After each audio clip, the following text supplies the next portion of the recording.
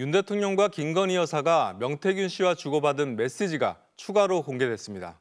명 씨가 김 여사에게 해준 조언이 그대로 윤 대통령 입을 통해 언론에 기사화된다거나 김 여사와 먼저 어떤 사안을 논의하면 이후 윤 대통령한테 연락이 오는 식의 패턴이 포착됐습니다.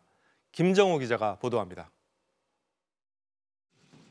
지난 2021년 6월 29일 윤석열 당시 후보가 대선 출마를 공식 선언했습니다.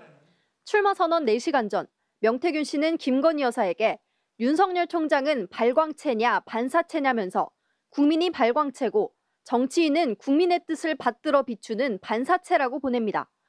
그러자 김 여사는 2분 만에 넵이라고 답합니다. 유력 대선 주자였던 윤석열 당시 후보가 문재인 정부에 대한 실망감으로 반사 이익을 누리는 반사체에 불과하다는 비판이 나오자 대응할 만한 답을 조언해 준 겁니다. 이틀 뒤 윤 대통령이 측근들에게 비슷한 이야기를 했다는 내용이 언론에 보도됐습니다. 윤 전 총장, 발광체는 국민뿐이며 정치인은 모두 국민을 비추는 반사체라고 맞받았습니다.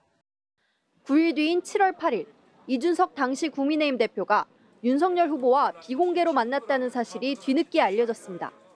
그러자 저녁 9시 반쯤 김 여사가 명 씨에게 큰일이라면서 왜 준석 씨가 이렇게까지 발설했느냐, 남편에게는 악재라고 말합니다. 일부러 집에서 만난 거라면서 선생님께서 단단히 말씀했을 것 같은데요라고 덧붙입니다. 명 씨는 아무런 대답을 하지 않았습니다. 그런데 40분쯤 지난 밤 10시 12분, 윤 대통령이 명 씨에게 보도 내용에 대한 입장을 말씀드린다는 제목으로 비공개 상견례 자리였다는 캠프 입장문을 보냈고 6분 뒤 명 씨는 이준석 대표와 통화하고 전달했다고 답합니다. 김 여사가 먼저 명 씨에게 문제 제기를 하자 윤 후보가 명 씨와 수습책을 논의한 겁니다. 3주 뒤 부산 민주공원을 방문한 윤 대통령. 1987년 6월 최루탄에 맞아 숨진 이한열 열사 조형물을 두고 부마 항쟁이냐고 물어 논란이 일었습니다.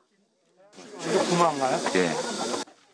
명 씨는 논란이 된 영상 링크와 함께 창원 3.15 의거 기념탑 사진을 보내면서 미리 방문하는 곳 학습이 필요하다고 김 여사에게 조언하기도 했습니다.